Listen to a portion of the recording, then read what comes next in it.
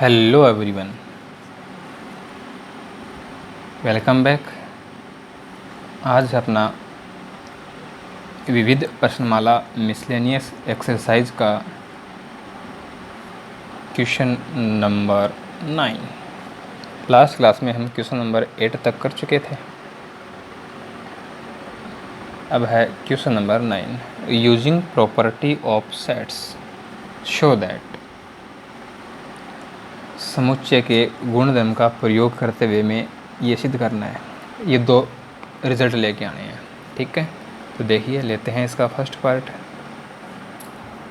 First part है A union A intersection B equal A. LHS लेकर चलेंगे।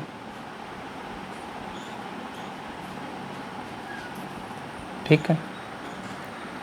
अब A union A intersection B equal A, ऐसा prove करने के लिए हम इसको इसका सबसेट बताएंगे और इसको इसका सबसेट बताएंगे। यानी A union A intersection B subset है A, and A subset A union A intersection B, ऐसा प्रूव कर देंगे। ठीक है। और एक इसका बड़ा सा इजी मेथड होगा कि हम इसको वेन डायग्राम से प्रूव कर सकते हैं। ठीक है। इन दोनों के वेन डायग्राम बना दें, वो सबसे इजी तरीका रहेगा। ठीक है। अब देखो कैसे करना है। अब A union A intersection B ये सबसेट होगा ए का, ऐसा प्रूव करने के लिए हम इसका एक एलिमेंट लेंगे और उस एलिमेंट को ए में बताएंगे। तो let X belongs A union A intersection B. अब x है वो इस सेट का एलिमेंट हो गया। अब x इसका एलिमेंट हो गया, तो अब देखो यहाँ पे यूनियन लगा हुआ है। यूनियन है तो x a में होगा या फिर x a इंटरसेक्शन b में होगा। तो x बिलोंग्स टू a और x belongs a intersection b, ऐसा लिख सकते हैं यहाँ से अपन।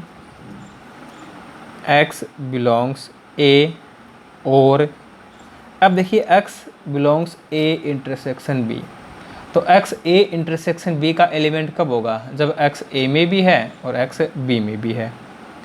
x belongs a, x belongs b। अब यहाँ से हमें मिल रहा है कि x a में है और यहाँ हमें मिला कि x a में है और x b में भी है। तो इन दोनों बातों को एक साथ देखें तो हमें कंफर्म मिल गया ना कि x a में है। अब x है वो हम इस सेट का एलिमेंट लेके चले थे और हमने प्रूव कर दिया कि x है वो a का भी एलिमेंट है, तो ये इसका सबसेट हो जाएगा। x belongs a union a intersection b, x belongs a। This implies a union a intersection b subset a। इसको हम फर्स्ट स्टेटमेंट बोल देते हैं। अब हम प्रूव करेंगे a subset a union a intersection b। तो उसके लिए हम क्या करेंगे, सेट a में एलिमेंट लेके चलेंगे और उसे इस सेट में भी दिखा देंगे। So let y belongs to a, y है वो सेट a का एलिमेंट है। अब a union a intersection b, इसका एलिमेंट बताना है। y a में है तो y a यूनियन b में भी होगा। यदि y है वो सेट a का एलिमेंट है तो y a यूनियन b का भी एलिमेंट होगा। और y a intersection a union b का भी एलिमेंट होगा। y a में है तो कंफर्म है कि y a यूनियन b में होगा।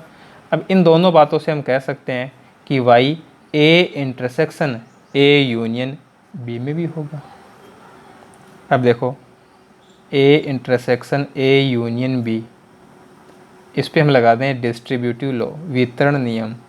तो a intersection a union a intersection b,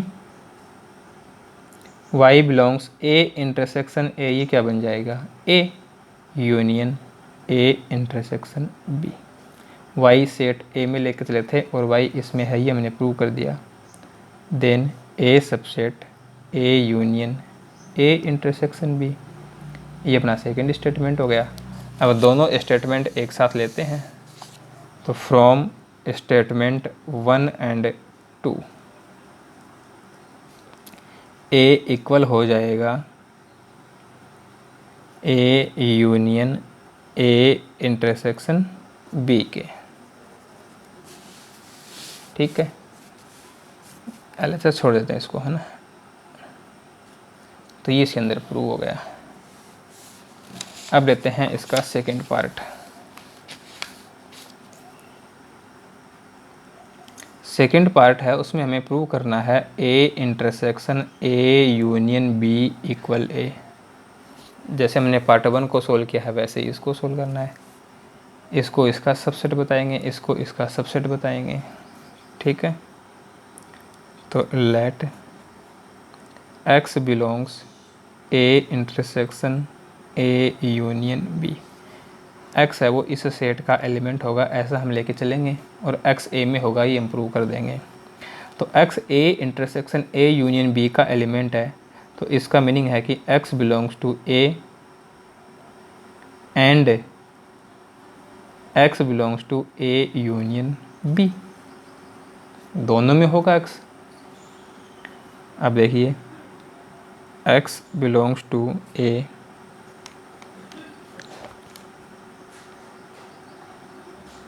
हमें इसमें यहाँ पे इंटरसेक्शन है, तो इंटरसेक्शन लेके आना, तो पहले हम इसमें क्या कर दें, डिस्ट्रीब्यूटिव प्रॉपर्टी लगा दें। ठीक है, क्योंकि हमें इंटरसेक्शन चाहिएगा कि x belongs to a intersection b। तो ये रहने के बाद में लिखेंगे, इसको लगा दो, इस पर distribution low, x belongs a intersection a union a intersection b। तो ये बन जाएगा x belongs a intersection a हो जाएगा यूनियन a इंटरसेक्शन b। अब लिखते हैं x बिलोंग्स टू a, ठीक है, x belongs to a, union है तो या, और x belongs a intersection b, union है ना, तो यहाँ पे या आएगा और आएगा। x बिलोंग्स टू a और x belongs a, x belongs b, तो इन दोनों से हम कंफर्म कह सकते हैं कि x belongs a। It means a intersection a union b subset होगा a का। ये ना फर्स्ट स्टेटमेंट हो गया। ठीक है, अब हम a का एलिमेंट लेके चलते हैं। Let y belongs to a, कि y है वो a का एलिमेंट है, और प्रूव कर देंगे कि y a intersection a union b का भी एलिमेंट होगा। ठीक है, तो y a में है तो y a यूनियन b में भी होगा, और y a यूनियन b में है तो y a intersection a union b में भी होगा। ठीक है, y belongs a intersection a union b, ये हमें बताना था। तो a subset a intersection a union b, ये सेकंड स्टेटमेंट हो गया। From statement 1 and 2, a equal a intersection a union b, ये इसमें प्रूव हो गया। ठीक है, तो ये था अपना क्वेश्चन नंबर 9। और हम इनको वेन डायग्राम से भी कर सकते हैं। LHS RHS दोनों का वेन डायग्राम बनाएंगे, दोनों सेम आएंगे। ठीक है, वो बड़ा ही इजी मेथड रहेगा। तो चलते हैं क्वेश्चन नंबर 10। देखिए question number 10, show that A intersection B equal A intersection C need not imply B equal C। सिद्ध कीजिए A इंटरसेक्शन B बराबर A इंटरसेक्शन C है, तो इसका तात्पर्य यह नहीं है कि B बराबर C, यानी A intersection B equal A intersection C होता है, तो ये कोई ज़रूरी नहीं है कि B और C भी बराबर हों। ठीक है, तो इसको हम क्या करेंगे, एक एग्जाम्पल लेंगे, उस एग्जाम्पल से हम इसको प्रूव कर देंगे। तो हमें क्या करना है, 3 सेट लेने हैं A, B एंड C। ठीक है, अब सेट A, सेट B और सेट C, ये तीनों सेट इस प्रकार से हों कि A इंटरसेक्शन B और A इंटरसेक्शन C तो इक्वल हो, लेकिन B और C इक्वल नहीं हो, यानी सेट B और सेट C इक्वल नहीं होने चाहिए। लेकिन ए इंटरसेक्शन बी और ए इंटरसेक्शन सी इक्वल होना चाहिए। अब देखिए जैसे हमने सेट ए ले लिया, इसमें एलिमेंट हैं ए बी। सेट बी है, इसमें हम एलिमेंट ले लेते हैं ए सी। अब बी और सी इक्वल नहीं होने चाहिए, ठीक है। और ए इंटरसेक्शन बी और ए इंटरसेक्शन सी ये हम फाइंड करें तो दोनों इक्वल होने चाहिए, ठीक है। तो देखो हमने यहाँ पे दो सेट ले लिए ए एंड बी, तो यहाँ से यदि हम ए इंटरसेक्शन बी फाइंड करना चाहें तो क्या आएगा, एलिमेंट आएगा ए इंटरसेक्शन बी में ए। अब ये दोनों इक्वल हों तो सीधी सी बात है ए इंटरसेक्शन सी है उसमें भी एलिमेंट ए ही होना चाहिए। और ए इंटरसेक्शन सी में एलिमेंट ए कब आएगा, जब बी और सी में हो। इट मीन्स बी और सी जो सेट हैं इनमें ए तो आना चाहिए। लेकिन बी और सी इक्वल नहीं हो तो जो दूसरा एलिमेंट है वो चेंज कर दो, जैसे हमने ले लिया डी, ठीक है। तो it is clear A intersection B equal A intersection C, but लेकिन बी नॉट इक्वल सी, ठीक है। तो ए इंटरसेक्शन बी और ए इंटरसेक्शन सी ये दोनों इक्वल हैं, तो ये कोई ज़रूरी नहीं है कि बी और सी भी क्या हो, इक्वल हो, ठीक है। तो ये था अपना question number 10। Now question number 11 देखते हैं। क्वेश्चन नंबर 11 में क्या है, देखिए question number 11, let A and B be sets. A और बी दो समुच्चय हैं। ए इंटरसेक्शन एक्स इक्वल है बी इंटरसेक्शन एस, और A intersection X equal B intersection X equal phi, यानी इन दोनों का जो मान है, जो वैल्यू है वो फाई आएगी। And A union X equal है बी यूनियन एक्स, यानी हमें इसमें दो बातें दे रखी हैं। एक तो है कि A union X B union X equal है, दूसरा A intersection X B intersection X भी इक्वल है, साथ ही साथ इसकी जो वैल्यू है वो फाई है, यानी इनमें कोई भी एलिमेंट कॉमन नहीं है।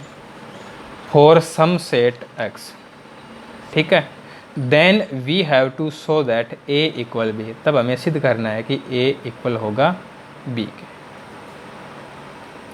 ठीक है। तो देखिए करते हैं इसको, जैसे हमने पहले भी क्वेश्चन किया है। अब यहाँ पे हमें ए इक्वल बी प्रूव करना है, तो ए इक्वल बी प्रूव करना है, इसके लिए हम क्या प्रूव करेंगे कि set A equal set A subset है बी का और बी सबसेट है ए का, A subset B and B subset A, ऐसा प्रूव करेंगे। अब देखिए अपने को क्या दे रखा है कि A union X equal B union X, ये अपने को दिया हुआ है, A union X equal B union X. अब हम क्या करते हैं, सेट ए के साथ इसका इंटरसेक्शन लेते हैं, तो A intersection A union X equal हो जाएगा A intersection B union X. यदि दोनों वैल्यू सेम हैं तो दोनों तरफ हम सेम ऑपरेशन लगाएं तो रिज़ल्ट है वो अनचेंज रहेगा। तो हमने दोनों तरफ क्या ले लिया, ए के साथ इंटरसेक्शन ले लिया, ठीक है। अब देखिए इसमें ए इंटरसेक्शन ए यूनियन एक्स, ये क्या बनेगा। अब देखो एक्स है वो कोई भी सेट है, ठीक है। जब हम ए यूनियन एक्स फाइंड करेंगे तो इसमें वो सारे एलिमेंट होंगे, चाहे तो वो ए में हैं और चाहे वो एक्स में हैं। लेकिन जब इसका हम इंटरसेक्शन लेंगे ए के साथ तो जो एलिमेंट कॉमन होंगे वो कौन से सेट के होंगे, ए के होंगे, यानी जो रिज़ल्ट होगा वो हमें क्या मिलेगा, ए मिलेगा, इक्वल। अब ये है, इस पर हम लगा देते हैं वितरण नियम, डिस्ट्रीब्यूटिव लॉ, तो ये बन जाएगा A intersection B union A intersection X, ठीक है। A equal A intersection B union A intersection X. अब ए इंटरसेक्शन एक्स है, इसकी वैल्यू हमें क्या बताई हुई है, फाइव दे रखी है क्वेश्चन में, तो ए इक्वल क्या बन जाएगा, ए इंटरसेक्शन बी बन जाएगा। अब ए इक्वल ए इंटरसेक्शन बी, तो ये तो तभी पॉसिबल है ना जब ए सबसेट हो बी, ये अपना स्टेटमेंट 1 हो गया। ठीक है, अब देखो A union X equal B union X. अब हम इसका क्या करते हैं, बी के साथ इंटरसेक्शन लेते हैं। B intersection A union X equal B intersection B union X, यह जाएगा। इसमें हम लगा देते हैं वितरण नियम, डिस्ट्रीब्यूटिव लॉ।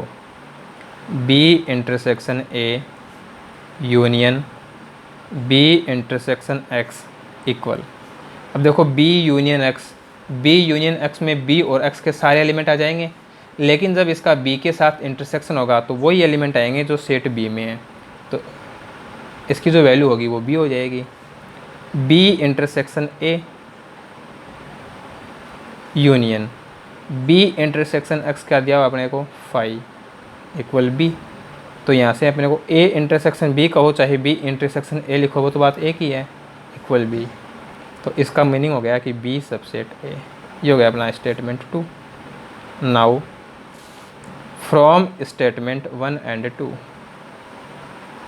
तो इन दोनों स्टेटमेंट से अपने को क्या मिल जाएगा, ए इक्वल बी मिल जाएगा। ठीक है, तो ये था अपना क्वेश्चन नंबर 11। नेक्स्ट जो क्वेश्चंस हैं उनको हम नेक्स्ट क्लास में सोल्व करेंगे। वीडियो को लाइक्स और शेयर ज़रूर कीजिएगा। चैनल को यदि आपने सब्सक्राइब नहीं किया है तो चैनल को सब्सक्राइब कीजिएगा।